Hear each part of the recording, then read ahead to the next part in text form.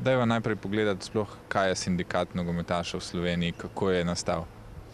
Sindikat je ustanovljen predvsem zato, da ščiti interese nogometašev, ker do naše ustanovitve ni bilo organizacije, ki bi skrbela za te interese. Problemov je bilo ogromno pred našo ustanovitvijo, to je mislim, da zdaj že skoraj 8 let nazaj.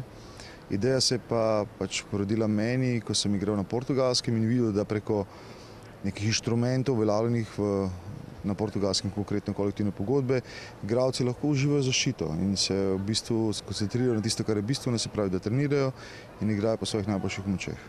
Koliko članov trenutno šteje slovenski sindikat? Mi se vedno gibljamo okoli številke 500, s tem, da ta številka včasih mogoče malo pretirana, včasih v določenih trenutkih je bila celo večja, kot je to število. Govorimo pa, da je vključenih 95% profesionalcev in približno 50 do 100 amaterjev, se pravi igralcev, ki igrajo v drugi ligi oziroma tudi v nižjih ligah. Mi članstvo pogojujemo z registracijo pri nogometni zvezi, z podpisano prestopno izjavo in pa s plačano članarino, ki pa v našem primeru je minimalna, zato da se vsakemu omogoči, da uživa neke vrste zaščito. Kdo pa se odloči, da pristopi? Vsak, ki hoče živeti od nogometa, dejansko je smisel vsega, da profesionalec uživa enako zaščito kot naprimer igralec v Angliji. Razen dohodkov v statusnih pravicah ne bi smeli biti nobene razlike. Kakšni pa so v teh 8 letih največji uspehi sindikata? Mi smo uspešno in neuspešno poskušali organizirati proteste, stavke. Že prva leta 2005 je bila uspešna in takrat se je tudi spremenil pravilnik o statusu registracije igralcev pri nogometni zvezi, ki je nekako izenačil oziroma posodobil pravila nogometne zveze v tej smeri, da še vedno zagotavljajo pogodbeno stabilnost. Kaj to pomeni? Da v času trajanja sezone klub nikakor ne sme prekiniti pogodbo. Enako velja tudi za igralce. Do ustanovitve sindikata se igralcem prekinile pogodbe po mili volji, zdaj tega ne smejo več. Če pa to storijo, so pa prvo finančno kaznovani, se pravi, da igralci so dolžni zagotoviti plačilo vsega dolga in pa preostanka pogodbe z nekim zmanjšanjem glede na trajanje pogodbe same in pa so lahko tudi disciplinsko kaznovani. Se pravi, klub, ki bi res očitno kršil pogodbo igralca, mu je lahko izrečena finančna kazen, odvzem točk ali pa celo prepoved registracije igralcev v naslednjem prestopnem obdobju oziroma celo 2, kar pa je preslikava pravilnika FIFA. Pravilnik FIFA pa je sooblikovala naša svetovna organizacija FIFPro, ravno s tem namenom, da bi harmonizirala vsa pravila FIFInih članic, ki jih je pa mislim celo več kot članic OZN. Se pravi, nogometašem nudite neko zaščito, ob tem jim pa ponujate tudi turnirje, kot je tovrstni turnir, da se tisti, ki trenutno nimajo službe, pokažejo menedžerjem na nek način. Od kdaj oziroma kako je ta ideja sploh nastala? Zdaj, kaj vse nudimo, bi rabila sigurno eno uro. Mislim, da v tem trenutku izvajamo skoraj 20 projektov. Nikjer ne izmišljamo tople vode. To so povzetki uspešnih projektov iz Anglije, iz Nemčije, iz Španije. Poleg osnovnega nudenja pravne pomoči in pa prizadeva na področju pravilnika nogometne zveze je eden izmed projektov tudi turnir za igralce brez pogodb.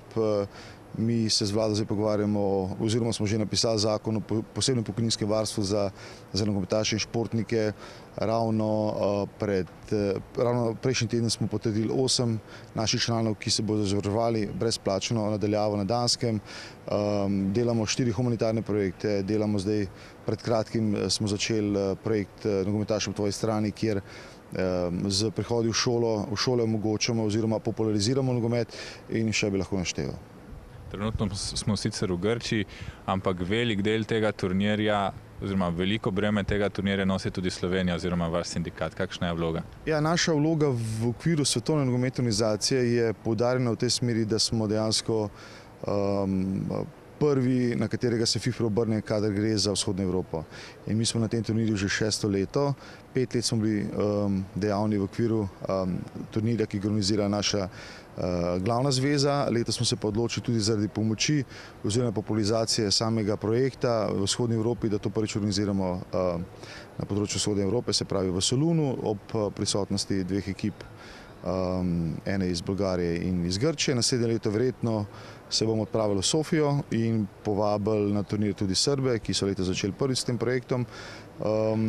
Potem pa pričakujemo, da bi na dolgi rok ta turnir vključeval 6 do 8 ekip nekako po vzoru tistega iz Amsterdama. Obstaja mogoče kakšna statistika, koliko igralcev si po tem turnirju dobi klube? Zdaj, naša ekipa je glede tega zelo posebna, kar je pogojeno situacijo v Sloveniji. To niso igralci, ki kluba ne bi mogli dobiti. To so igralci, ki so nekateri tudi reprezentanti z mednarodnimi izkušnjami, ki nekako iščejo boljšo priložnost. Se pravi, igralci, ne bom rekel, da so nezaposleni, so igralci brez pogodbe. Tako jih tudi nekako predstavljamo drugim državam, kar je neka razlika. Zakaj iz Grčije boš težko najti dobrega igralca brez kluba? V Sloveniji pa nekako, ker smo vezani na Slovenijo, dobrih igralcev v tem trenutku, predvsem letos, bi težko se zadovoljil s pogodbo, ki jo bi mu klubi lahko v tem trenutku ponudili.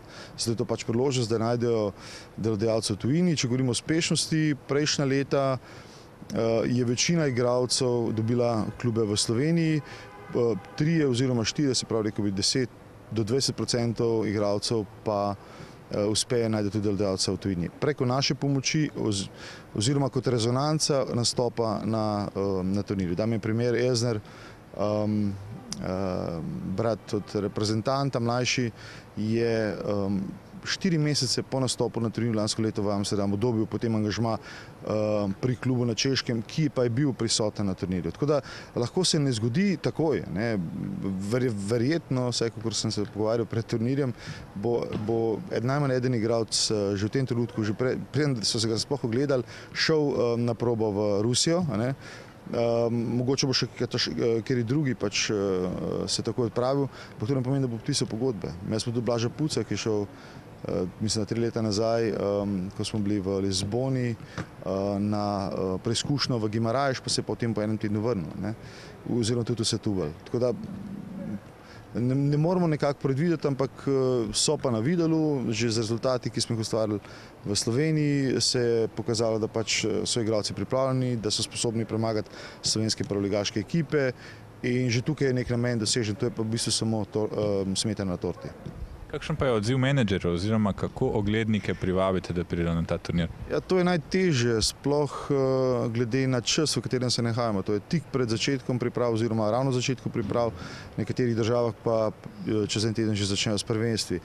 Ne glede na to smo skupaj z našimi grškimi kolegi uspeli in pa bolgarskimi uspeli na turnir privabiti, mislim, da preko 30 agentov, predstavnikov klubov, kar ni majhno število. Morate razumeti, da lahko nek agent, ki mu je seveda v interesu igralca prodati in dobiti provizijo, lahko zastopa 5 oziroma 6 klubov ali pa 10, ima kontakte in tako da ne moramo točno oceniti, koliko je posredno oziroma neposredno prisotnih različnih klubskih interesov. Vsekakor po moje zadosti, da fantje pač vidijo, da se trudimo.